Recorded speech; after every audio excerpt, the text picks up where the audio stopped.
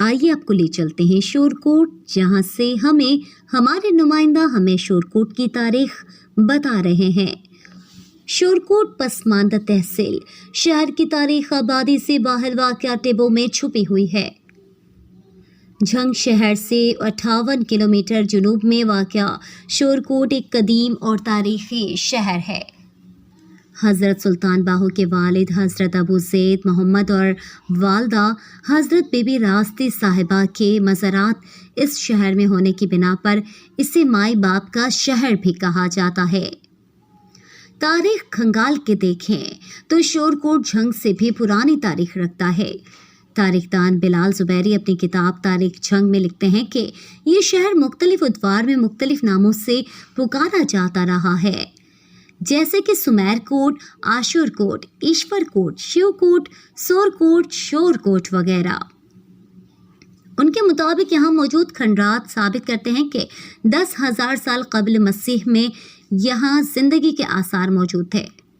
इस बारे में वो मज़ीद लिखते हैं कि तारीख में ये बात दर्ज है कि ये शहर कदीम तरीन कबाइल समीरियों, बाबलियों और आशोरियों की तहजीब व तमदन का गहवारा रहा है।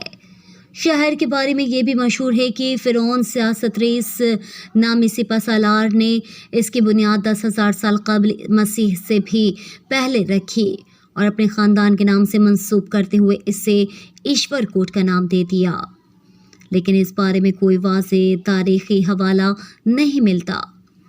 शोरकोट में दाखिल होते ही कदीम किला भड़ के आसार वाक़या हैं जो समीरी कबाइल ने आबाद किया, और ये किला समीरियों के बाद कई दीगर कबाइल आर्या, भेल, दरावड़ और आशोरियों का मस्कन रहा। 325 कबल मसीह में सिकंदर आज़म जब हिंदुस्तान पर हमला आवर हुआ तो वो कई इलाकों से होता हुआ शोरकोट पहुंचा। इस वक्त यहाँ कठेठ और मिल कबाइल आबाद थे। मोरखेन लिखते हैं कि सिकंदर आज़म 2 माह तक इस किले का मुहासरा करने के बावजूद इसे फतह ना कर सका, तो गुस्से से सिकपा होकर इसे भारी मंजिनकियों की मदद से तबाह कर दिया।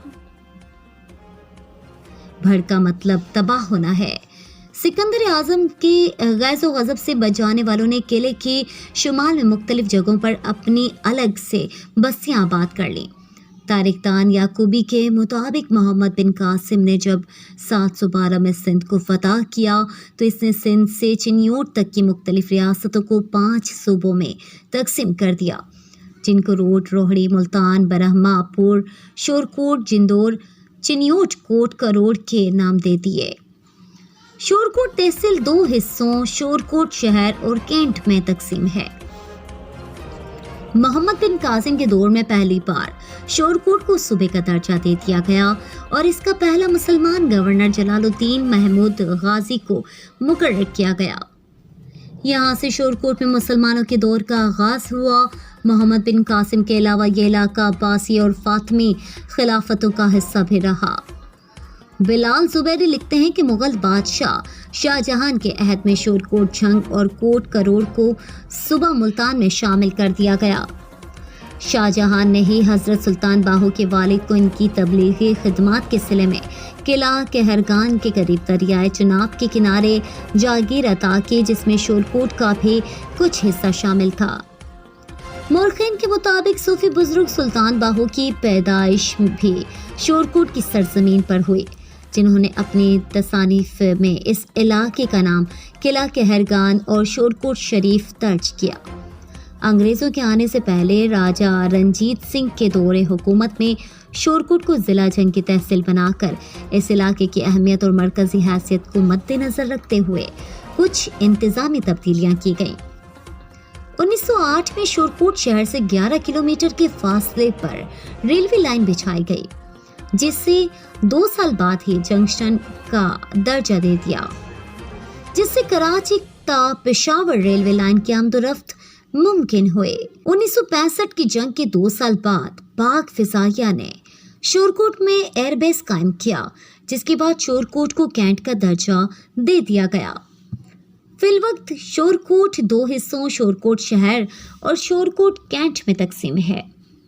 اگرچہ یہ شہر مختلف ادوار میں کئی تہذیبوں کا گہوارہ رہا ہے اور تاریخی اعتبار سے بھی یہ لاہور سے کئی پرانا ہے، لیکن آج جو مقام لاہور یا ملتان کو حاصل ہے وہ اس سے بھی کبھی حاصل نہیں ہو سکا۔